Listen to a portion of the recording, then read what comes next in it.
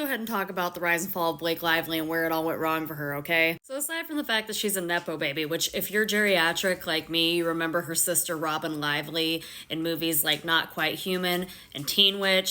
She's a third and fourth wave feminist. Now, I'm going to outline this because I'm a feminist. There's nothing wrong with being a feminist. But if you're going to be a feminist, you need to understand that a lot of these issues are intersectional. You have the first wave, which is focused on voting, but they basically told the black women to fuck off. The second wave, which is focused on equal rights for women of all ethnicities. However, there's a lot of internalized misogyny wrapped up in this. You had third wave feminism, which was like late 90s, mid 2000s, and there was issues there with including transgender women. That brings us to the fourth wave, which from the 2010s to the rise of social media during the pandemic, when they were talking about internalized misogyny and narcissistic abuse and discrimination within our political system. You see that playing out during this nation's election this year. What goes on with Blake Lively is that she lacks the self-awareness to understand that perhaps she is having a different experience on this planet than some of her former co-stars like America Ferrera. You can't just be out here talking the talk, not walking the walk, and this is definitely not walking the walk. Like, I get what I think she thinks she's doing with these interviews is that she believes she is bringing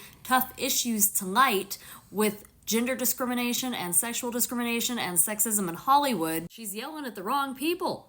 These are investigative journalists just asking her normal interview questions, okay? If you want to be out here calling out sexism in an interview, watch literally any interview that Britney Spears has ever had. If you want to call out sexism in an interview, watch any interview that any woman in sports has ever had, like Olympic athletes being asked about their relationships and what they're wearing. This woman literally only congratulated her on being pregnant after she announced her pregnancy. Need I remind you, Blake Lively, this is where your career started. Funny movie? Sure. Groundbreaking? I don't know. This movie is based on a very good book that really brings to light a lot of important issues that we need to be discussing as women and as a society. She could have done a lot with this. She could have made a lot of good change with this for the PR she was getting. Now instead, all anybody's gonna remember is that she's a huge pain in the ass to deal with.